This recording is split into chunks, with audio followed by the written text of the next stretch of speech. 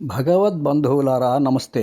రుక్మిణి పంపున ద్వారకా నగరానికి వెళ్ళిన బ్రాహ్మణోత్తముడు తన రాక నిరింగించి శ్రీకృష్ణుని నగరంలో ప్రవేశించి బంగారు పీఠంపై కూర్చొని ఉన్న కృష్ణుని చూచి పెళ్లి కొడుకు కమ్ము అని దీవించాడు. శ్రీకృష్ణుడు పీఠం దిగి సాదరంగా ఆహ్వానించి అర్ఘ్యపాద్యాదులిచ్చి చక్కని విందు భోజనం పెట్టి వినయంతో ఆయన వద్ద కూర్చొని పాదాలు ఒత్తుతూ ఇలా అన్నాడు. జగతీ సురేశ్వరా సంతోషచితుడవయ్యున్నని ధర్మమతి సులభము వృద్ధ సమ్మతమిది విత్తమెయ్యది అయిన ప్రాపింపహర్షించు బ్రాహ్మణుండు తన ధర్మమున నుండు తరలడా ధర్మంబు కోరికలతనికి కురియుచుండు సంతోషి కాడేని శక్రుడైన నశించు నిర్ధనుండైనను ఇంద్రుబోలు సంతసించనేని సర్వభూత సుహృత్తములకు ప్రాప్త లాభముదిత మానసులకు శాంతులకును సుజనులకును గర్వహీనులకును వినతులేనొనత్తు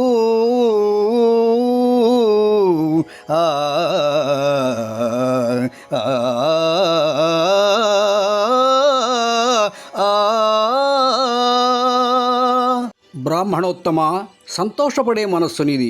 ఈ స్వభావం నీకు సహజ సిద్ధం. పెద్దలందరూ ఇది చూచి చాలా మంచి పద్ధతి అని చెబుతారు.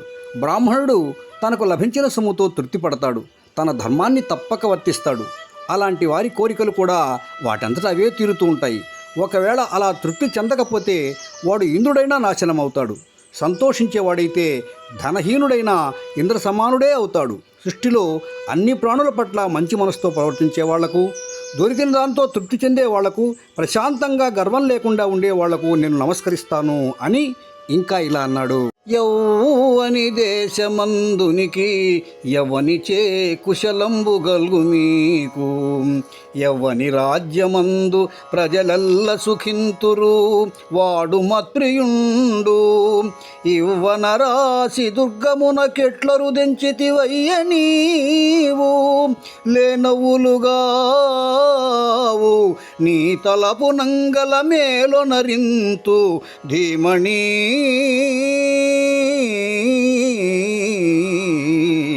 పండితోత్తమ, నీది ఏ దేశం?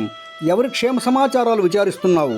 ఎవరి రాజ్యంలో ప్రజలు సుఖంగా ఉంటారో ఆ రాజు నాకు ప్రీతిపాత్రుడు. సముద్ర మధ్యంలో ఉన్నటువంటి ఈ కోటకు ఎలా వచ్చావు? పరిహాసం కాదు, నీవేం కోరుకుంటావో చెప్పు, తీరుస్తాను అన్నాడు కృష్ణుడు.